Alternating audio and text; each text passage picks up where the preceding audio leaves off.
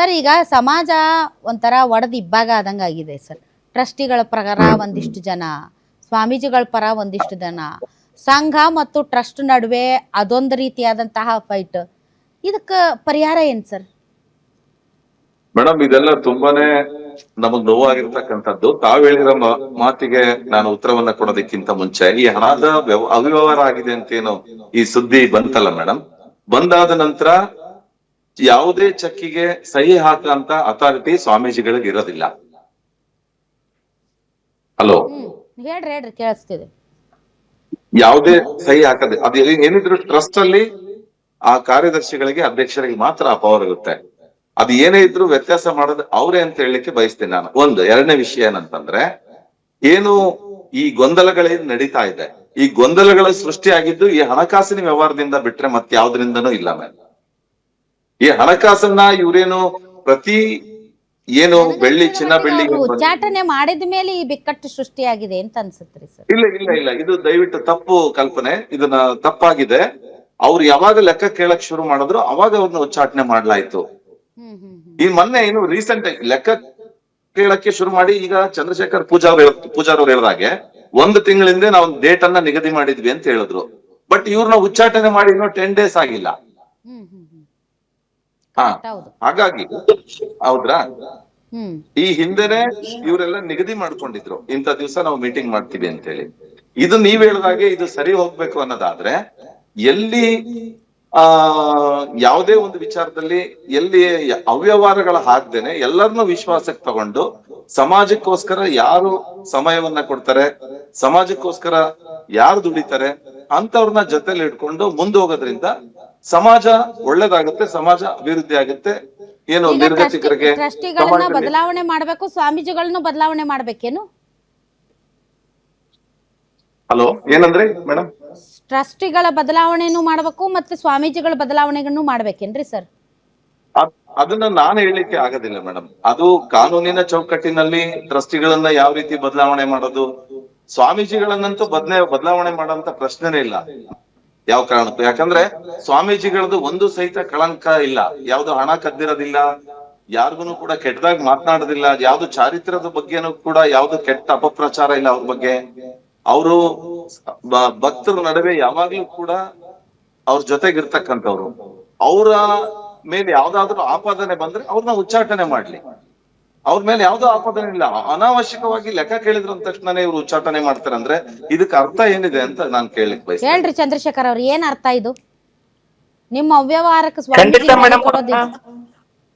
ಈಗ ನಾವು ಉಚ್ಚಾಟನೆ ಮಾಡ್ತೀವಿ ಅಂತ ಅಂದ್ಮೇಲೆ ಅವ್ರ ಲೆಕ್ಕ ಕೇಳೋದಕ್ಕೆ ಶುರು ಮಾಡಿದ್ರೆ ವಿನಃ ಲೆಕ್ಕ ಕೇಳಿದ ಮೇಲೆನೆ ನಾವು ಉಚ್ಚಾಟನೆ ಮಾಡ್ತೇವೆ ಅಂತ ಹೇಳಿಲ್ಲ. ಇವತ್ತೇನು ಈಗ ನಮ್ಮ ಅಜಯ್ ಕುಮಾರ್, ನಮ್ಮ ಸಹೋದರ ಇರ್ಬೋದು, ಎಚ್ ಶಿವಶಂಕರ್ ಇರ್ಬೋದು, ಇವರೆಲ್ಲರೂ ಕೂಡ ಇವತ್ತು ಸ್ವಾಮೀಜಿಗಳ ಒಂದು ಭಕ್ತರು ನಾವು ಅಂತೇಳಿ ಅವ್ರ ಬೆಂಬಲಕ್ಕೆ ನಿಲ್ಲೋದಕ್ಕೆ ಹೋಗ್ತಾ ಇದಾರೆ. ಒಂದು 5-6 ತಿಂಗಳ ಹಿಂದಕ್ಕೆ ಹೋಗ್ತೀನಿ ಮೇಡಮ್ ನಾನು. ಇದೇ ನಮ್ಮ ಕ್ಷೇತ್ರದ ಮಾಜಿ ಶಾಸಕರಾಗಿರ್ತಕ್ಕಂಥ ಎಚ್ ಶಿವಶಂಕರ್ ಅವರು ಹೇಳ್ತಾರೆ, ವಚನಾನಂದ ಎಲ್ಲಿದೆಯೋ ನೀನು, ಮಠದಲ್ಲಿ AC ರೂಮ್ ಅಲ್ಲಿ ನೀನ್ ಕೂತಿದೀಯ, ಎದ್ದು ಹೊರಗ್ ಬಾರು. ಈ ಸಮಾಜದ ಬಡ ಮಕ್ಕಳು ಇವತ್ತು ಬೀದಿಗೆ ಬಂದಿದ್ದಾರೆ, ನೀನ್ AC ರೂಮ್ ಅಲ್ಲಿ ಕೂತಿ ಏನ್ ಮಾಡ್ತೀಯ ಅಂತೇಳಿ ಏಕವಚನದಲ್ಲಿ ವಚನಾನಂದ ಶ್ರೀಗಳವರನ್ನ ಮಾತನಾಡಿ ಇವತ್ತು ಸುಮಾರು 8 ವರ್ಷಗಳ ಕಾಲ ಆಯ್ತು ನಾವು ವಚನಾನಂದ ಶ್ರೀಗಳನ್ನ ನಮ್ ಪೀಠಕ್ಕೆ ತಂದು. ಅವತ್ತಿಂದ ಇವತ್ತಿನವರೆಗೂ ಕೂಡ ಎಚ್ ಶಿವಶಂಕರ್ ಅವರು ಒಬ್ಬ ರಂಗೀಲಾ ಸ್ವಾಮಿ, ಆತನಿಗೆ ಬಹಳಷ್ಟು ಮೋಜು ಮಸ್ತಿಯಿಂದ ಕೂಡಿರ್ತಕ್ಕಂಥವ್ರು ಇಲ್ಲ ಸಲ್ಲದ ಆಪಾದನೆಗಳನ್ನ ಮಾಡಿದ್ವಿ. ಇವರೇ ಮಾಡ್ತಾ ಇದ್ರು. ಅವತ್ತು ನಾವೆಲ್ಲ ಕೂಡ ಅವ್ರನ್ನ ಬೆಂಬಲಿಸ್ತಾ ಇದ್ವಿ. ಅಂತ ಒಬ್ಬ ಒಳ್ಳೆಯ ಸ್ವಾಮೀಜಿ ಬಗ್ಗೆ ಶಿವಶಂಕರ್ ಅವರೇ ಮಾತಾಡಬಾರ್ದು ಅಂತ ನಾನು ಅನೇಕ ಪ್ರೆಸ್ ಮೀಟ್ ಗಳನ್ನ ಮಾಡಿ ಶಿವಶಂಕರ್ ಅವರಿಗೆ ಆ ಸಲಹೆಯನ್ನು ಕೊಟ್ಟಿದ್ದೆ, ನೀವ್ ಈ ರೀತಿ ಮಾತನಾಡಬಾರ್ದು ಅಂತಕ್ಕಂಥದ್ದನ್ನು ಹೇಳಿದ್ದೆ. ಆದ್ರೆ ಅವರೇ ಇಷ್ಟೊಂದೆಲ್ಲ ಆಪಾದನೆ ಮಾಡಿದಂತ ಈ ವಚನಾನಂದ ಸ್ವಾಮಿಗಳು ಯಾವಾಗ ಒಳ್ಳೆಯರಾದ್ರಿ ಇವ್ರಿಗೆ ಅಂತ ನನಗೂ ಗೊತ್ತಾಗ್ಲಿಲ್ಲ ಮೇಡಮ್. ಅಲ್ಲ, ನಿಮಗೆ ಯಾವಾಗ ಕೆಟ್ಟವರಾದ್ರೂ ಒಳ್ಳೆಯವರಾಗಿದ್ ಸ್ವಾಮೀಜಿ ಸರ್? ದೇಹದಲ್ಲಿ ಬ್ಯಾಡ್ ಕೊಲೆಸ್ಟ್ರಾಲ್ ಜಾಸ್ತಿ ಆದಾಗ ಹಾರ್ಟ್ ಅಟ್ಯಾಕ್ ಆಗೋ ಚಾನ್ಸಸ್ ಜಾಸ್ತಿ. ಇತ್ತೀಚೆಗಂತೂ ಸಿಕ್ಕಾಪಟ್ಟೆ ನ್ಯೂಸ್ನ ಕೇಳ್ತಾನೆ ಇದ್ದೀವಿ. ಸೊ ಬ್ಯಾಡ್ ಕೊಲೆಸ್ಟ್ರಾಲ್ನ ಕಮ್ಮಿ ಮಾಡೋದಕ್ಕೆ ಉತ್ತಮವಾದ ಆಹಾರ ತುಂಬ ಇಂಪಾರ್ಟೆಂಟು. ಜೀನಿ ಸ್ಲಿಮ್ ಯೂಸ್ ಮಾಡಿ. ಕರೆಕ್ಟ್, ಜೀನಿ ಸ್ಲಿಮ್ನಲ್ಲಿರುವಂತಹ ಎಷ್ಟೋ ಆಹಾರ ಧಾನ್ಯಗಳು ಕೊಲೆಸ್ಟ್ರಾಲ್ ಲೆವೆಲ್ನ ಕಮ್ಮಿ ಮಾಡೋದಕ್ಕೆ ಹೆಲ್ಪ್ಫುಲ್ ಆಗುತ್ತೆ. ಸೊ ಹೆಲ್ದಿ ಆಗಿರಿ, ಜೀನಿ ಸ್ಲಿಮ್ನ ಯೂಸ್ ಮಾಡಿ. ನಮಗೆ ಯಾವತ್ತೂ ಅವ್ರು ಒಳ್ಳೆಯವರಾಗಿದ್ರು, ಆದ್ರೆ ಅವ್ರಿಗೆ ಏನಾಗಿದೆ, ವಯಸ್ಸು ಕಡಿಮೆ ಇದ್ದಿದ್ರಿಂದ ಅವರನ್ನ ತಿದ್ದಬೇಕು ಅಂತ ಹೇಳಿ BC ಉಮಾಪತಿ ಅಂತ ಏನು ನಮ್ಮ BS ಚನ್ನಬಸಪ್ಪ ಅಂಡ್ ಸನ್ಸ್ ಇದಾರೆ, ಅವ್ರು ಬಹಳಷ್ಟು ದೊಡ್ಡ ಮಟ್ಟದ ಪ್ರಯತ್ನವನ್ನ ಮಾಡ್ತಾರೆ ಮೇಡಮ್ ಅವರೇ. ಏನ್ ತಿದ್ದಬೇಕು? ವಯಸ್ಸು ಕಡಿಮೆ ಇದ್ರೆ ಏನು, ವಯಸ್ಸು ಕಡಿಮೆ ಇದ್ರೆ ಏನಾಯ್ತು ಸರ್? ಈಗ ವಯಸ್ಸು ಕಡಿಮೆ ಇದ್ದಾಗ ಕೆಲವೊಂದ್ಸರಿ ಪ್ರಬುದ್ಧತೆ ಬಂದಾಗ ವಯಸ್ಸಿಗೆ ಮೀರಿದಂತ ಪ್ರಬುದ್ಧತೆ ಐತಿ ಅಂತ ಹೇಳ್ಬೋದು. ಆ ಪ್ರಬುದ್ಧತೆ ಕಡಿಮೆ ಇದ್ದಂತ ಸಂದರ್ಭದಲ್ಲಿ ವಯಸ್ಸಿನ ತೊಂದರೆಯಿಂದ ಹಿಂಗ್ ಮಾಡ್ತಾರೆ, ಅವ್ರನ್ನ ತಿದ್ದಬೇಕು ಅಂತ ಹಿರಿಯರು ಬಹಳಷ್ಟು ಪ್ರಯತ್ನವನ್ನ ಮಾಡಿದ್ರು. ಆದ್ರೆ ವಚನಾನಂದ ಶ್ರೀಗಳು ಹಿರಿಯರಿಗೆ ನಿಮಗೆಲ್ಲ ಚಪ್ಪಲಿ ಹೊಡಿತೀನಿ, ನಿಮ್ಮನ್ನೆಲ್ಲ ಕಸಾಯಿ ಖಾನೆಗೆ ಹಾಕ್ತೀನಿ, ನೀವೆಲ್ಲ ಮುದಿ ಎತ್ತುಗಳು, ನೀವು ರಾಜೀನಾಮೆ ಕೊಟ್ಟು ಹೋಗ್ಬೇಕು, ಈ ರೀತಿ ಎಲ್ಲ ಮಾತನಾಡಿದಂತ ಸಂದರ್ಭದಲ್ಲಿ ಸಹಜವಾಗಿ ನಮ್ಮ ಟ್ರಸ್ಟಿಗಳಿಗೆ ಸ್ವಲ್ಪ ಅದು ನೋವಾಯ್ತು.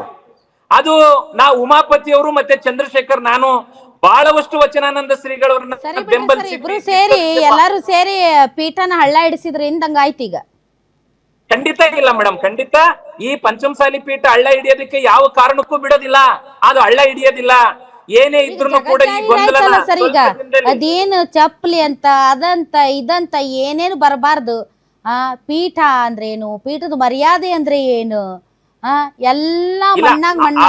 ಅದನ್ನ ಕೆಲವರು ನಮ್ಮವರೆಲ್ಲ ತೋರಿಸಬಾರ್ದಾಗಿತ್ತು ಮೇಡಮ್. ಇವತ್ತು ಚಪ್ಪಲಿ ತೋರಿಸಿದ್ದಾರೆ, ಚಪ್ಪಲಿನ ಒಸ್ತಿದ್ದಾರೆ, ಅವ್ರೆಲ್ಲರೂ ಕೂಡ ನಮ್ಮವರೇ. ಅವ್ರಿಗೆ ಭಗವಂತ ಏನ್ ಮಾಡ್ತೀರೇನೋ, ಕೆಳಗಿಳಿದು ಬರ್ಲೇನು? ಏನಿದು ಸರ್ ಮಠಗಳು ಅಂತಂದ್ರೆ ಸರ್, ಮಠಗಳು ಅಂತಂದ್ರೆ ಸರ್ ಕತ್ತಲಿಂದ ಬೆಳಕಿಗೆ ತರುವುದು, ಅಜ್ಞಾನದಿಂದ ಜ್ಞಾನದ ಎಡೆಗೆ ತೆಗೆದುಕೊಂಡು ಹೋಗುವುದು. ಇಲ್ಲೆಲ್ಲ ರೌಡಿಸಮೇ ನಡೀತಿದೆ ಅಲ್ರಿ ಸರ್. ಇವತ್ತು ಸ್ವಾಮೀಜಿಗಳು ಯಾವತ್ತು ನಾವು ಉಚ್ಚಾಟನೆ ಮಾಡಿದ್ವು ಅಲ್ಲಿಂದ ಆ ಒಂದು ಪ್ರವೃತ್ತಿಗೆ ಭಕ್ತರನ್ನ, ಕೆಲವು ಭಕ್ತರನ್ನ ಪ್ರವೋಕ್ ಅವರು ಅದಕ್ಕೆ ಹೇಳಿದಾರೆ ಸರ್. ಇಬ್ರು ಸರಿ ಇದೀರಿ ನೋಡಿ ನಾವು. ಇಲ್ಲ ಖಂಡಿತ ಇಲ್ಲ ಮೇಡಮ್, ನಮ್ಮಿಂದ ಯಾವ ಕಾರಣಕ್ಕೆ ಲೆಕ್ಕ ಕೇಳಿದ್ರು ಇವತ್ತು ಅತ್ಯಂತ ತಾಳ್ಮೆಯಿಂದ ನಾವು ಲೆಕ್ಕ ಕೊಡೋದಕ್ಕೆ ನಾವೆಲ್ಲ ಧಮಕಿ ಹಾಕಿದ್ದು ನೋಡಿ ಸರ್ ನಾವು. ಇಲ್ಲ ಅವರು ಚಪ್ಪಲಿ ತೋರಿಸಿದಾಗ ಅನಿವಾರ್ಯವಾಗಿ ನಮ್ಮ ಹೌದು ಹೇಳ್ಬೇಕಾಯ್ತು ಅದನ್ನ ಮಾತನ್ನ.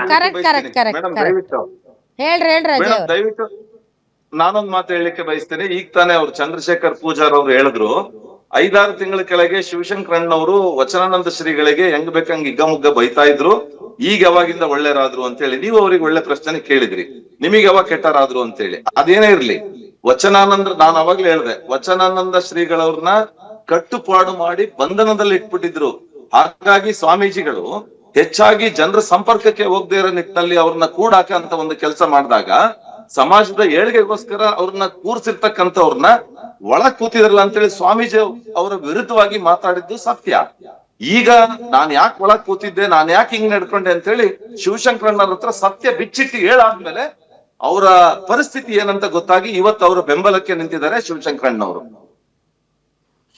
ಏನೋ ಬಿಡ್ರಿ ಸರ್, ಏನೋ ಬಗೆಹರಿಸ್ರಿ. ಬಟ್ ಏನೂ ಚೆನ್ನಾಗಿಲ್ಲ, ಯಾವ ಕಡೆನೂ ಚೆನ್ನಾಗಿಲ್ಲ, ಈ ಕಡೆನೂ ಚೆನ್ನಾಗಿಲ್ಲ, ಆ ಕಡೆನೂ ಚೆನ್ನಾಗಿಲ್ಲ.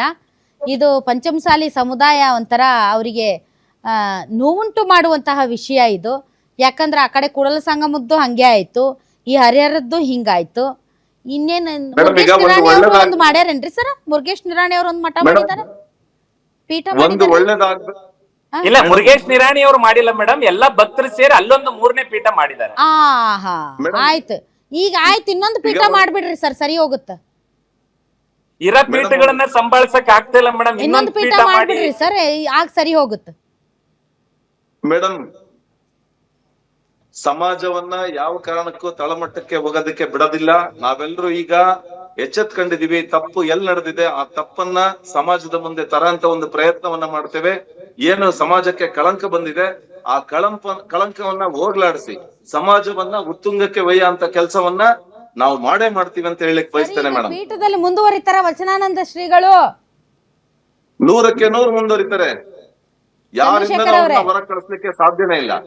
ನಾವೀಗಾಗ್ಲೇ ಉಚ್ಚಾಟನೆ ಮಾಡ್ಬಿಟ್ಟಿದೀವಿ ಮೇಡಮ್, ಯಾವುದೇ ಕಾರಣಕ್ಕೂ ವಚನಾನಂದ ಶ್ರೀಗಳು ಮುಂದುವರಿಯ ಪ್ರಶ್ನೆನೇ ಇಲ್ಲ. ಈಗ ನನಗೆ ಡೌಟ್ ಬರ್ತಿದೆ ಸರ್, ಪೀಠ ಅಂದ್ರೆ ಏನದು? ಸೀಟ್ ಏನ್ರಿ?